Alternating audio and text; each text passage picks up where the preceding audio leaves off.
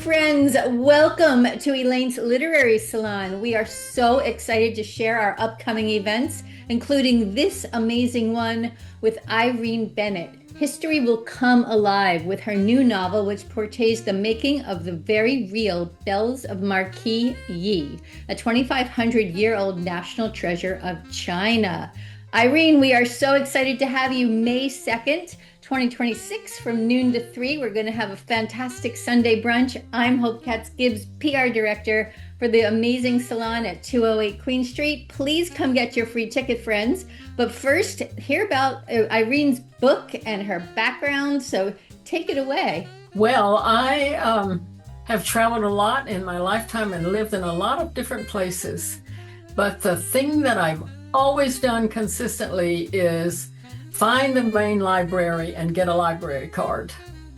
And so when I moved to Hong Kong, I did that. And then I roamed around their extraordinary central library building and started walking through these very open shelves of books. And I saw a book entitled Suspended Music. And I thought, what is that? And of course, I looked at the book, discovered the author had deliberately chosen the title because the music was about hanging chime bells and bells that had not been heard for 2,500 years.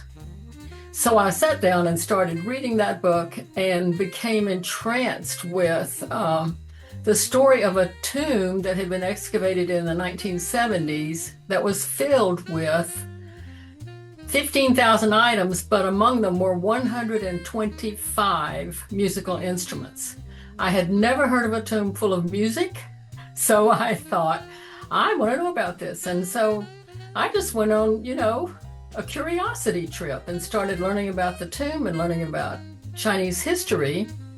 And one day I was reading about these wars 2,500 years ago, and I thought, I should write a story for boys. These wars are really fascinating, especially one of them that had elephants with torches tied to their tails to attack the enemies.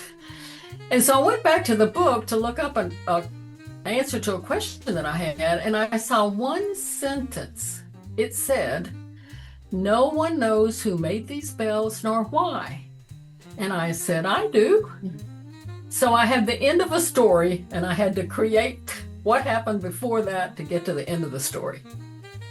So that's how the book came about. And since I was living in Hong Kong, I did lots of original research. And I had never written a historical novel before. I was writing about a culture that I'd never lived in until then. I was writing about people, who were quite different from me. And as it turned out, I had a male protagonist. So here I was, an old white woman writing a story about a young Chinese boy. So I was feeling very out of my comfort zone. And so I really over-researched. But when you do historical novels, you always over-research. So Battle of the Artisans, where does the title come from? Well, the bells are made of bronze, and therefore they had to be created in a foundry. And so craftsmen who work with metal would be called, as a general term, would be called artisans. And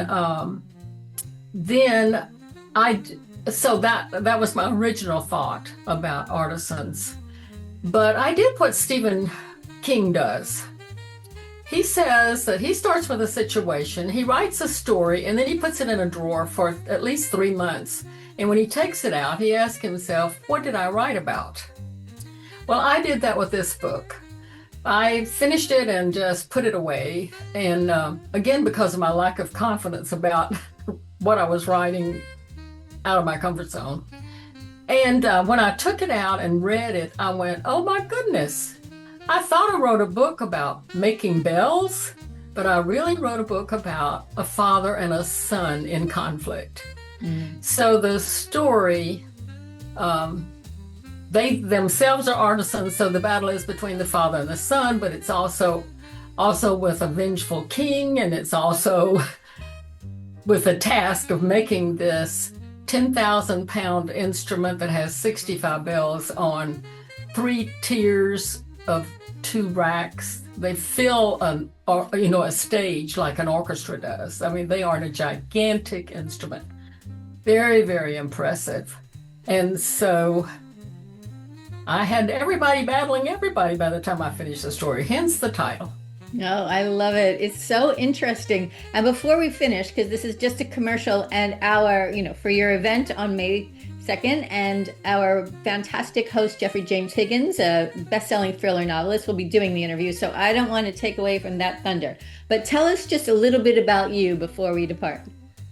Okay, I have been a teacher all my life and a minister, and I have written in every form that you would do professionally, for curriculum, for books, for magazine articles, for newspapers. I mean, I've just done it all. And I'd always thought I would love to write fiction, and I never did it. And so when we went to Hong Kong, I said to my husband, I'm not working. You go do your job, and I'm going to learn about Chinese people, and I'm going to write fiction. And so that's how that happened. It turned out quite well. I did what every author does with a debut novel. I sent it to logical places, and it was rejected. And I put it back in a drawer and said, okay, I'm going to forget about this. But I had this friend who kept saying, there in Hong Kong, there's a publisher who wants Asian stories, and they have a contest for fiction. And so she just hounded me, a British friend of mine, send your manuscript to them. And I did, and lo and behold, I won the prize. So that's how the publication came about. What a great story. Oh, we're going to learn about that and more. Battle of the Artisans, the amazing Irene Bennett is coming to Elaine's Literary Salon May 2nd for brunch, 12 to 3. Please get your free ticket, irenebennett.eventbrite.com, and go to elainesliterarysalon.com to find out all the background and all the amazing things about Irene. So we can't wait to see you and fill up the whole restaurant with your fans and friends. So people, we will see you soon. I'm Hope Katz-Gibbs, proud publicist for Elaine's Literary Salon. Irene, congratulations on your new book. I can't wait to read it myself and to bring this information to all of our listeners, readers, and viewers. Thank you, and we'll see you May 2nd. All right, y'all, we'll see you soon. Thank you. Bye.